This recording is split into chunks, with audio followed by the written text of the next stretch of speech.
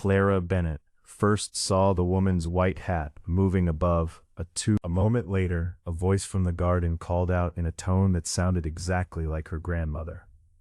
Clara was 17, spending part of the summer with her grandparents in a rural Japanese village where the roads were nearly empty and the afternoons were filled with the constant noise of insects.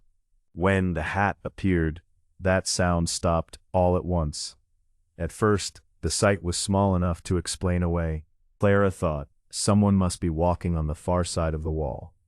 Then the top of a woman's head rose into view, followed by shoulders set far too high above the stone for any ordinary body.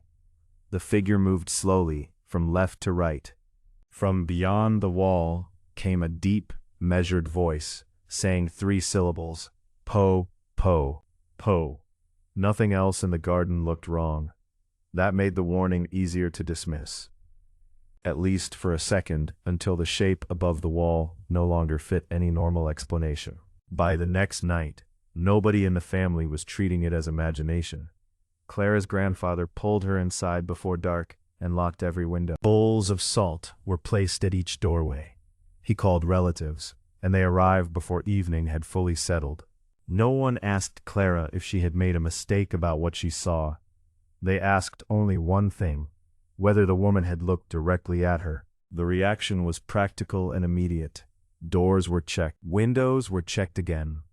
The house was prepared as if everyone already knew what was coming. That was when Clara first heard the name the family used for the figure, Hachishakusama, the 8-foot woman.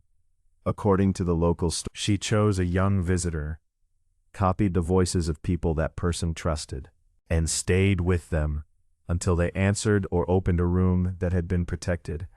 The threat did not rush in blindly. It waited for a human response and shifted around it. The details of the first encounter suddenly mattered in a different way. The familiar voice from the garden had not been a trick meant to startle her. It had been the beginning of a pattern. Clara was moved to an upstairs bedroom and kept there with 4 adults. The windows were cut. A small statue stood in each corner of the room. Shortly after midnight, a voice came from the hallway in her grandmother's tone, asking Clara to open the door. Her real grandmother was already beside her, gripping her hand. Outside, the summer insects had gone quiet again. Beneath the voice came the same low rhythm she had heard at the wall. Po, po, po. Then there was the faint sound of fabric brushing against the wood outside the door. The calls did not stop with one imitation. The voice returned in her father's voice, then in the voice of her closest friend, and then in Clara's own. Each one carried private memories, details no stranger should have known. While the adults kept the door shut, the bowls of salt set outside the room darkened one by one. By morning, long footprints had appeared around the house, circling it without crossing the threshold. At that point, disbelief was gone. The evidence did not explain what was happening, but it tied every incident together and turned every ordinary choice into a near dawn.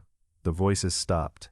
Clara was hidden between adults in a van, and the family started for a shrine outside the village. No one was allowed to say her name. The insects began again in the fields, but their pulse seemed to match the low 3-syllable call that had followed her since the garden. The rule they were relying on felt narrow and fragile. It offered one chance, but it left no room for comfort hesitation, or one careless response to the wrong voice. Partway down the road, the woman appeared beside the van. She kept pace with it without moving her legs, her dress brushing fences and low tree branches, as if she were sliding past them. When Clara looked into the side mirror, the figure was no longer outside. It was sitting in the rear row, smiling under the white hat. Speed made no difference. The danger was not simply following the vehicle. It was moving in whatever way would force the people inside to make the wrong decision. For a few minutes, it seemed as if they might still reach the shrine. Then, a voice cried for help somewhere ahead. In the road stood another Clara, bruised. The driver did not stop. He accelerated straight through the image. It spread over the windshield like smoke, and when it cleared, handprints had been left on the inside of the glass. After that, there was a brief stretch of ordinary sound again, enough to make the road ahead look normal and the space inside the van feel almost safe. That calm lasted only until they reached the shrine boundary. The instant the van crossed the boundary, every bowl of salt inside it shattered. The tall woman stopped beyond the gate and bent down until her face was level with Clara's. When she spoke, she used Clara's grandmother's voice. "I can wait longer than you can live." Some of what remained after that night could be photographed or recorded, but the records only confirmed pieces of the event. They did not make the survivors feel, and they did not explain how the separate details held together. Clara eventually left Japan and never returned to the village. Years later, she received a photograph of her grandparents' empty garden. Above the wall, a white hat was visible. On the back, someone had written Clara's new address in the surviving account. There had also been deliberate attempts to verify what was happening while it unfolded. Times were compared. Exits were checked, and the source of the silence in the insects. The low po voice, and the brushing sound at the door was traced as far as anyone could trace. Each check ruled out one ordinary explanation, and at the same time showed how precise the phenomenon became when people tried to measure it. The local legend says distance does not protect a person once the woman has learned their voice. Clara now refuses to answer anyone who calls her name from outside a closed room. Sometimes, before the caller speaks again, she hears 3 low syllables beneath the voice.